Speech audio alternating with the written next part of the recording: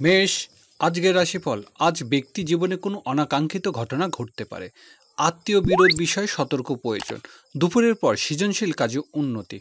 সন্তানের সাথে কোথাও বেড়াতে যেতে পারেন। প্রেম ভালোবাসা সাফল্য লাভ। বৃষ রাশি, সকালের দিকে ভালো কোনো সংবাদ আসবে। গার্মেন্টস ও বস্ত্র ব্যবসায়ীদের লাভের দিন। মধ্যস্থতার কাজে ভালো রোজগার।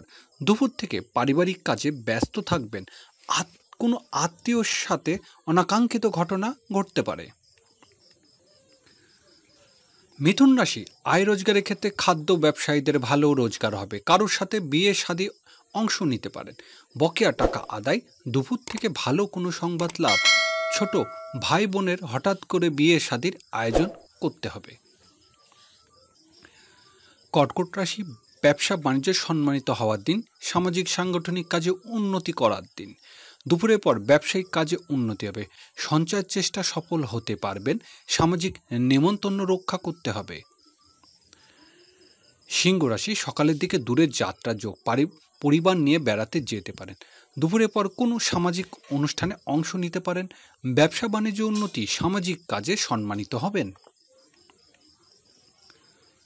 কন্যা রাশি, বন্ধুর সাথে কোথাও বেড়াতে যেতে পারেন। বড় ভাই বিয়ের আলোচনা আজ উন্নতি হবে। দুপুর থেকে দূরের যাত্রার যোগ। ব্যবসায়িক কাজে আলোচনায় উন্নতি। তুলা রাশি, সামাজিক কোনো কাজের দায়িত্ব পেতে পারেন।